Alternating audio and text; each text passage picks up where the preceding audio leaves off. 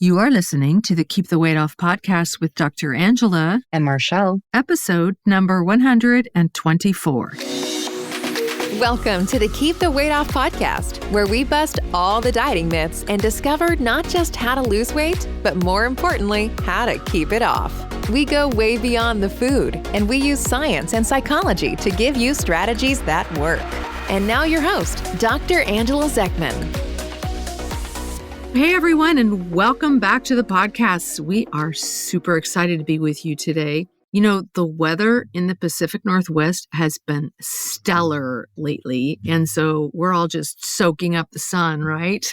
Yeah, we are having a particularly good summer. Yeah. And, you know, we usually do have nice summers, but I was talking to my cousin in Minnesota, and it's like when you live in an area where it's only nice for like 3 months out of the year, you really feel fortunate. Really, when it's you really appreciate when it. the weather's good.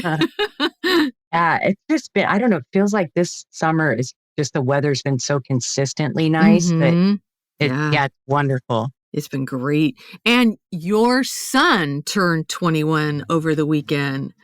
Yes, he did. So, you know, that's not only a milestone for him, but it's a milestone for you because he's your youngest son, and now all your kids are full-grown adults. Like, how does that feel? Are you handling that okay? No, it feels fine. He had a really, really good birthday, and the whole family got together, and it was just really nice. He can do all the things now, and he's just a really good guy. So I'm not worried now that he did a little gambling, and that was about it. Oh, okay. Great. Gambling. Yeah.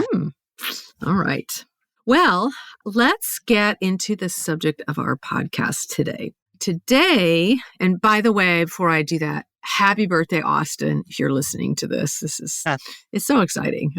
Thank you. So today, I wanted to talk about what to do when weight loss plateaus. This is a really common roadblock that most of us are going to encounter at one point or another. But fear not, because we're here to provide you with practical strategies to break through those plateaus and continue progressing towards your goals. So let's dive right in. Yeah, I'm so excited that we're talking about this because I feel like it's important to help our listeners overcome these plateaus. Yeah, for sure. So plateaus can be discouraging, but they don't mean that you've hit a dead end. And this is the problem, is that people think, oh my God, like they get so frustrated that they give up. And so I don't want anybody to think that just because they've hit a plateau, it means they're done. In fact, the plateaus are an opportunity to reassess and make adjustments. So here's what happens. The first thing that happens when someone comes in and says, I haven't lost any weight, my weight loss is stalling, the first question I always ask them is, how do you know?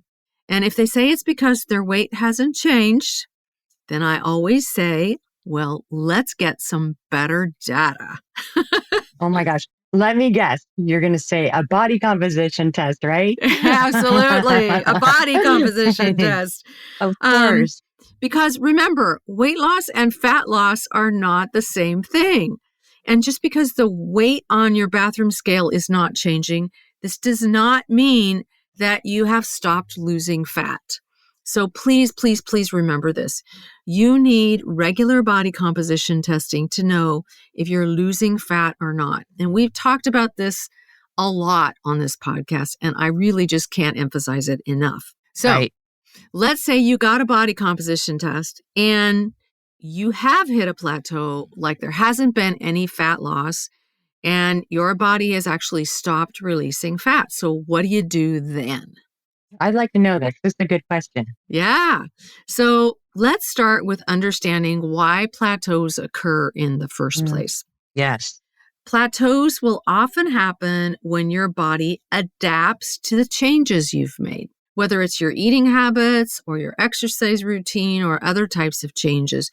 Your metabolism can slow down and your weight loss can stall. So here are some steps that you can take to try to figure out what might be going on. Okay? So the first step is to evaluate your eating habits. So go back to the basics. Start writing down everything you're eating and drinking. So it'll happen to everyone at some point or another. Old choices start sneaking in under the radar of your conscious awareness. So you're going to take a very close look at your portion sizes and the quality of your food choices, and ask yourself if there are any areas where you can make improvements. Right. So in my experience, what's happened is as I've gone down, on the scale, I get to these certain weights where I feel comfortable. Like people are noticing that, I'm losing weight, or I'm feeling more comfortable in my clothes. Yeah. And then all of a sudden, the brain takes over, my primitive brain, and starts saying, you can have a little of this, you're good, or you can have a little more of that. And that's when I seriously have to fight, the urges to do these, like behaviors I shouldn't be doing. And so I've always noticed like there's these certain weights that I get stuck at, and it's not because for any other reason except for I start getting more complacent. Yes. And then I'll be comfortable there for a little while until I'm not anymore. And then I know it's time to start tracking my food again. Yep. And, paying more attention to, how much water I'm drinking and just, all the things that I should have been doing.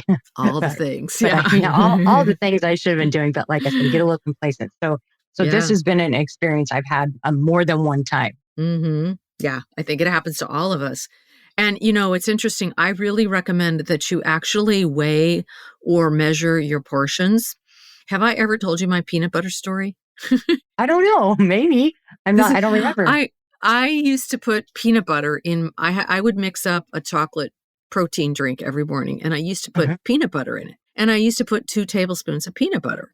And so one time I decided, well, I wonder if this is actually 2 tablespoons of peanut butter that I'm putting in here. So what I did was I put 2 tablespoons of peanut butter, what I thought was 2 tablespoons of peanut butter, on a piece of wax paper instead. And then I took tablespoon measuring spoons, and I measured to find out how many tablespoons it actually was. You want to guess how many tablespoons it really was? I did 3. I don't know. 5. What? Seriously? Oh my gosh. 5 tablespoons of peanut butter. So this is what our brains will do to us. We'll have this idea and, we're tracking and we're writing down 2 tablespoons of peanut butter. That's 190 calories and 8 grams of protein and yada, yada, yada. Right. It's not 2 tablespoons of peanut butter. It's 5 tablespoons of peanut butter. So take it from me. It really pays to actually measure your portions. Okay. Now you don't want to get obsessed with it. It's just a test. So don't try to guess it. Okay. No, that's what I did at first too, because like with nuts or with berries, like with nuts, I have a big problem with the whole nut snacking thing. Yep. And that's one of them. I've had to like actually weigh that out because or measure it, not weigh it, measure it out so that I could, lay eyes on it and I could start to, know what the force of a cup was. Yeah. Yeah. It's very helpful to do that. So weigh and measure your portions, write down what you're eating, and see if little things have started to sneak in, because in all probability, that's what's going on. So I want to mention that anytime you're working at achieving a goal, there's something that psychologists call the messy middle. Have you heard that term before? No, I haven't really. No, I've only heard it sort of recently, but I think that's what it's called, the messy middle. So in the beginning of setting a goal, whatever goal it might be, we're all super excited. So we're very, very excited about our goal because we have this vision of ourselves in the future. And then when we reach our goal, we're really, really excited because we've reached our goal and ta-da. Right. But what about the middle? The messy middle, right? Yeah. So as time goes on, after we get started, our motivation is naturally going to wane because there's just like this drudgery. Like we haven't met our goal yet and we haven't just gotten started. There's just a drudgery of doing the tasks that are required. So in the case of your weight loss goal, the meal planning and the food prep. It's super, super important, but it's tedious and it's time consuming. And this is what I mean by the messy middle. We tend to lose our initial motivation and our primitive brain starts to rebel. And then little things will start sneaking in under the wire of our conscious awareness. And so don't freak out when that happens. It's perfectly normal. There's nothing abnormal going on. Expect it. It's a normal part of the journey. It happens to everyone, but it is going to slow everything down. And so anytime you start to notice that fat loss is stalling, it's important to just reassess your eating habits. So make sure that your portion sizes haven't gone up. Make sure that you haven't started incorporating more processed junk into your food plan without even realizing it. By being mindful of what we eat, practicing portion control, prioritizing whole foods, right? Whole foods, not processed foods. We can kickstart our metabolism and get ourselves back on track. Does that make sense? Yeah, these are all great strategies. Yep. Okay, so strategy number 2. This is a good one. Manage stress and prioritize sleep.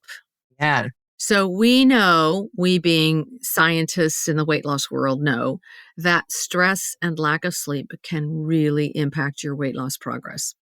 So when we're stressed and we're not sleeping well, our bodies release cortisol, which is the stress hormone. And cortisol causes our liver to start making blood sugar, which will drive our insulin levels up and create fat. It's exactly the opposite of what we want to have happen. So it's super important to do as much as we can to keep our cortisol levels low. So really think about your stress, like what's causing your stress?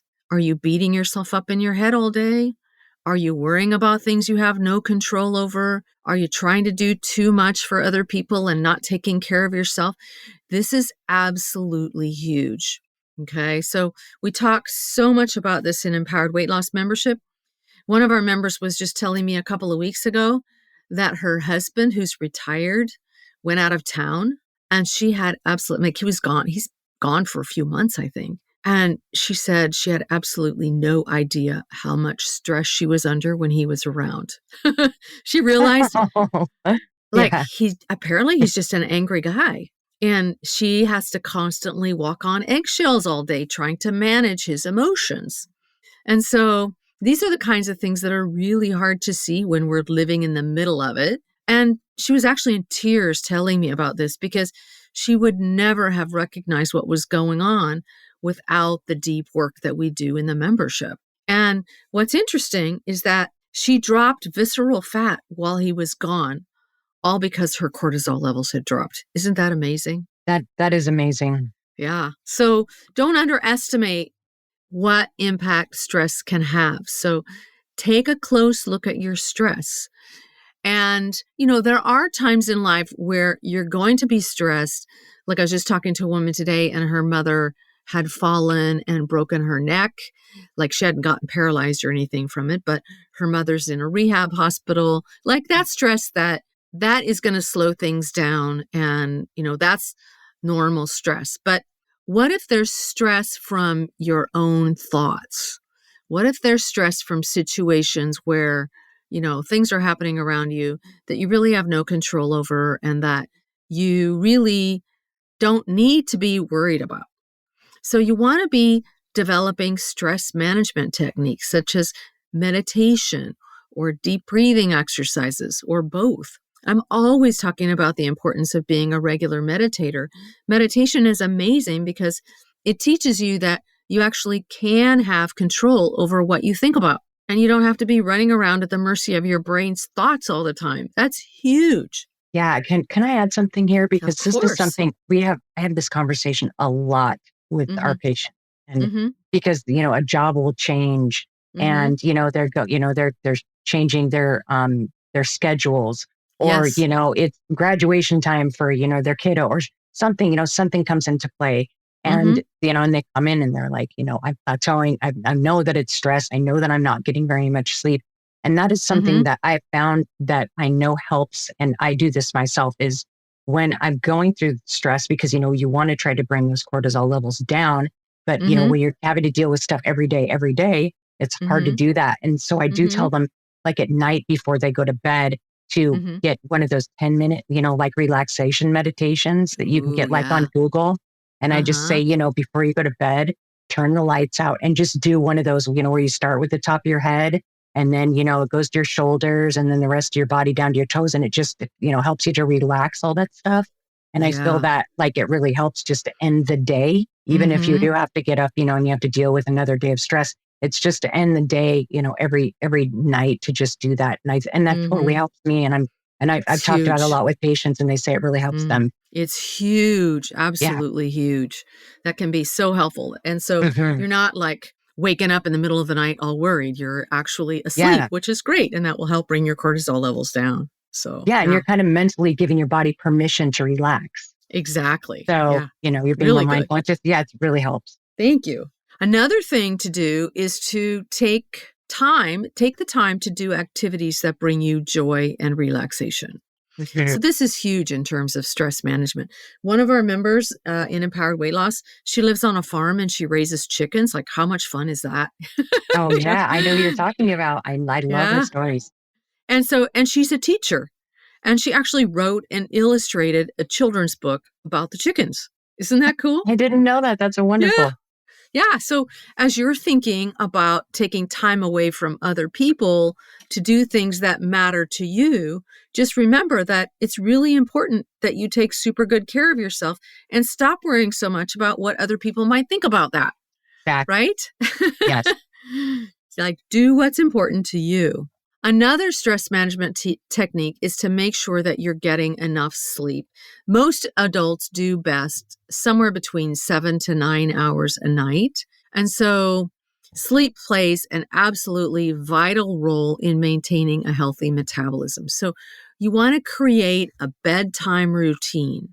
And doing that meditation before you go to sleep is such a great idea.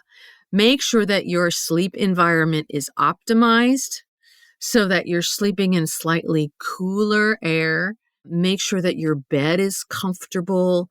Make sure that if you have a partner that snores, that's not going to keep you awake, right?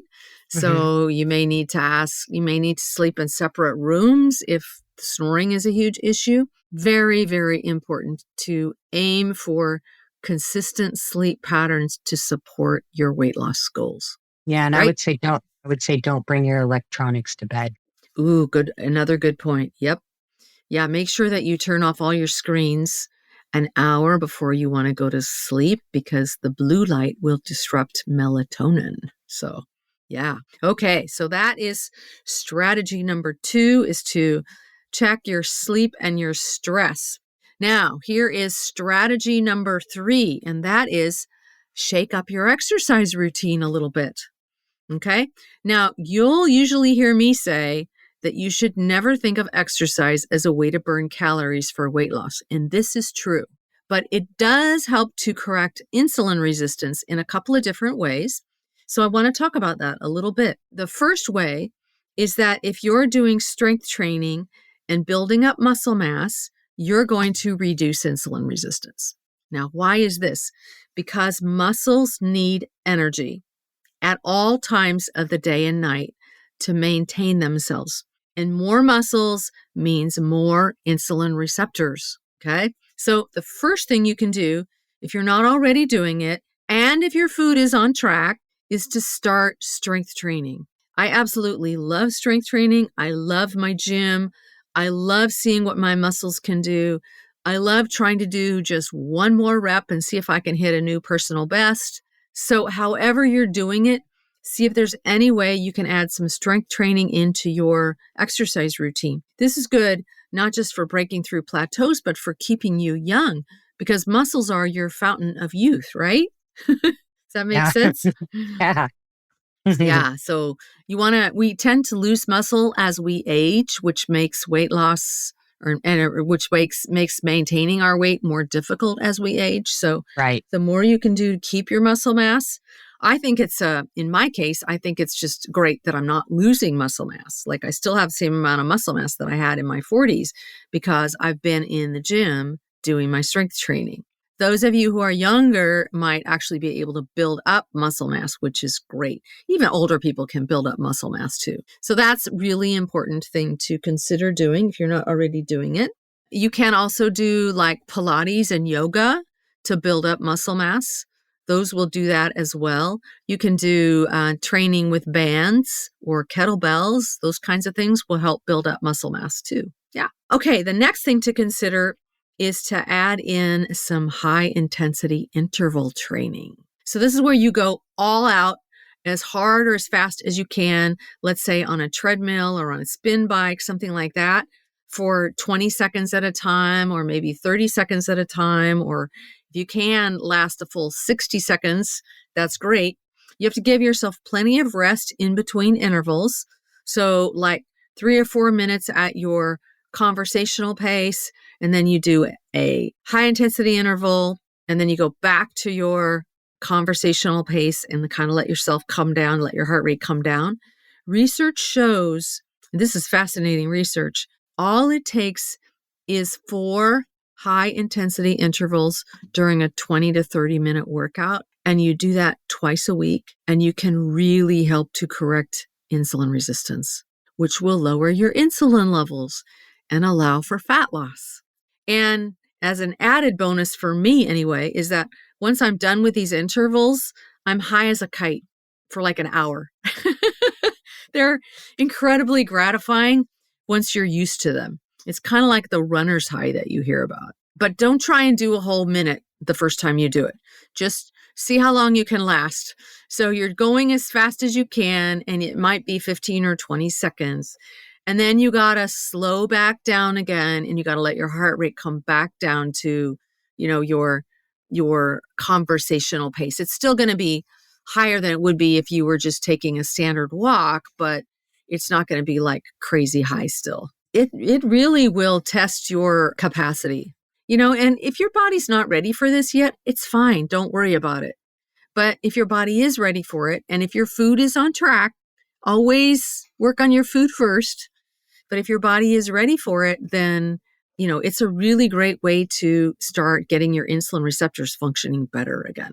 So the idea here is to really keep your body guessing, shake things up, try new activities, and this can really help you to break through plateaus and ignite fresh progress. Okay? All right. Strategy number 4 is to stay consistent and stay patient. It's always important to remember that weight loss is not linear. So we got to stay consistent and patient. If you want to be a healthy person, you can never go back to eating junk food or what I'm now calling recreational drugs. I saw this on Facebook one time, like a whole picture of, maybe I mentioned this before, a whole picture of all different kinds of processed crap foods. And it said, just think about this as recreational drugs, not as actual food. So you want to get into the habit of thinking about food as a way to nourish your body and not a way to entertain yourself with sugar and flour induced dopamine hits, right? So just remember, stay consistent, stay patient. Your body is undergoing incredible changes and it's making internal adjustments all the time, even if the scale doesn't necessarily reflect it, even if the body composition test doesn't reflect it. You're eliminating toxins, you're getting healthier. You want to celebrate all the non-scale victories that you have. Focus on all the positive changes that you're experiencing and trust in the process. Now, I have one more thing to say about this, and that is if you have done everything that I just suggested, and you've looked at your eating habits and you've weighed and measured your food, you have checked your sleep and your cortisol levels and your stress levels. You have kicked up your exercise routine a little bit, and you notice things are still not changing, then be absolutely sure that you go and see an obesity medicine specialist. Just go to the American Board of Obesity Medicine and click the link where it says find a physician in your area and type in your zip code and see if you can go see an obesity medicine specialist, because it is entirely possible that there is something biological going on that is causing the stall. So for example, you might have a thyroid issue, you might have a insulin resistance issue, you might have something more going on, you might have undiagnosed and untreated sleep apnea. And so the nutrition changes can do a little bit, but then everything just stalls. So I just want to make sure that everybody understands you really should have an obesity medicine specialist on your team so that when you do hit these plateaus and stalls, you got somebody that knows what to look for. Okay. All right. So that brings us to the end of our podcast today. I hope that these strategies and insights have empowered you to overcome plateaus and stay motivated on your weight loss journey. Remember, plateaus are temporary, and with the right mindset and the right adjustments, you'll break free and continue making progress. And remember that if you want help with weight loss, you can always join us in Empowered Weight Loss by going to journeybeyondweightloss.com/yes. We're always here to help you out. So thanks for joining us today. Stay resilient, stay committed, and keep pushing forward, and we'll catch you next week. Take care, everyone. Bye now. Hey, if you really want to lose weight and keep it off for good, your next step is to sign up for Dr. Angela's free weight loss course, where you're going to learn everything you need to get started on your weight loss journey the right way. Just head over to journeybeyondweightloss.com/free course to sign up. Also, it would be awesome if you could take a few moments and write a review on iTunes. Thanks, and we'll see you in Journey Beyond Weight Loss.